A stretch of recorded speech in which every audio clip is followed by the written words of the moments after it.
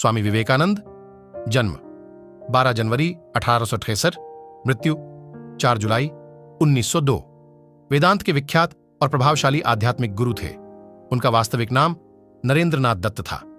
उन्होंने अमेरिका स्थित शिकागो में सन 1893 में आयोजित विश्व धर्म महासभा में भारत की ओर से सनातन धर्म का प्रतिनिधित्व किया था।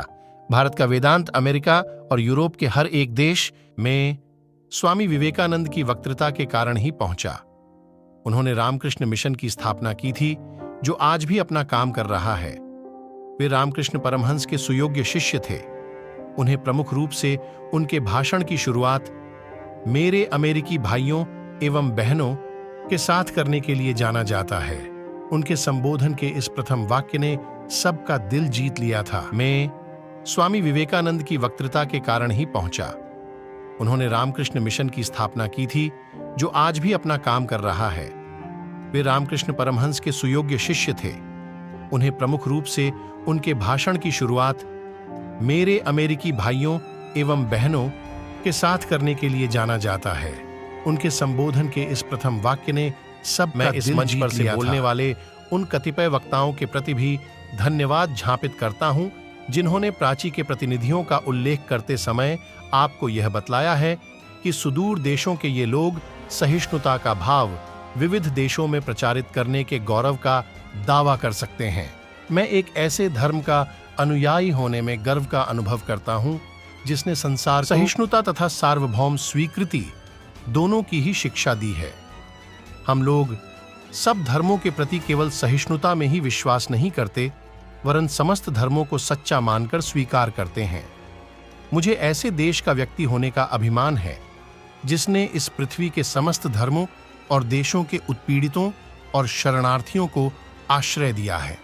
मुझे आपको यह बतलाते गर्व होता है कि हमने अपने वक्ष में यहूदियों के विशुद्धतम अवशिष्ट को स्थान दिया था, जिन्होंने दक्षिण भारत आकर उसी वर्ष शरण ली थी, जिस वर्ष उनका पवित्र मंदिर रोमन जाति के अत्याचार से धूल में मिला दिया गया था। ऐसे धर्म का अनुयायी होने में मैं गर्व का अनुभव करता हूं, जिसने महान जरथुष्ट्र जाति के अवशिष्ट अंश को शरण दी, पालन का वह अब तक कर रहा है।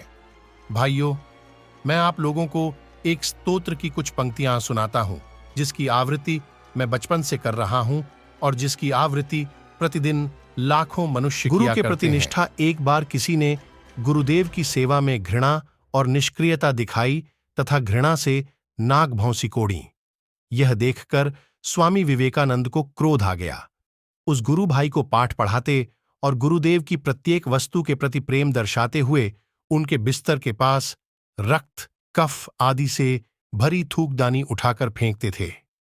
गुरु के प्रति ऐसी अनन्य भक्ति और निष्ठा के प्रताप से ही वे अपने गुरु के शरीर और उनके दिव्यतम आदर्शों की उत्तम सेवा कर सके। गुरुदेव को वे समझ सके, स्वयं के अस्तित्व को गुरुदेव के स्वरूप में विलीन कर सके, समग्र विश्व में भारत के अमूल्य आध्यात्मिक भंडार की महक फैला सके। उनके इस महान व्यक्तित्व की नींव में थी ऐसी गुरु भक्ति, गुरु सेवा और गुरु के प्रति अनन्य निष्ठा। शिकागो धर्म महासम्मेलन भाषण।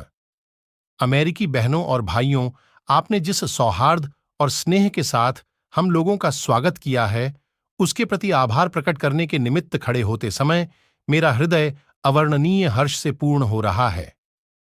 संसार में सन्यासियों की सबसे प्राचीन परंपरा की ओर से मैं आपको धन्यवाद देता हूं, धर्मों की माता की ओर से धन्यवाद देता हूं और सभी संप्रदायों एवं मतों के कोटि कोटि हिंदुओं की ओर से भी धन्यवाद देता हूं।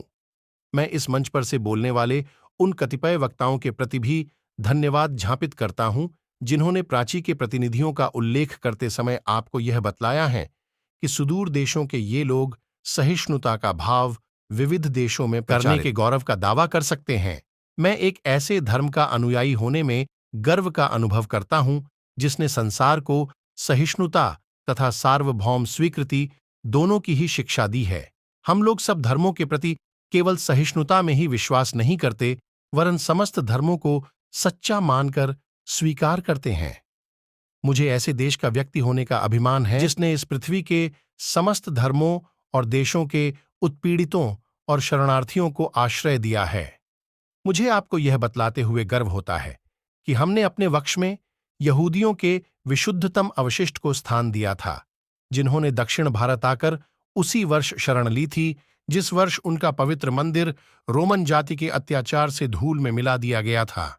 ऐसे धर्म का अनुयायी होने में मैं गर्व का अनुभव करता हूं, जिसने महान जरथुष्ट्र जाति के अवशिष्ट अंश को शरण दी और जिसका पालन वह अब तक कर रहा है। भाइयों, मैं आप लोगों को एक स्तोत्र की कुछ पंक्तियां सुनाता हूं, जिसकी आवृत्ति मैं बचपन से कर रहा हूं और जिसकी आवृत्ति प्रतिदिन लाखों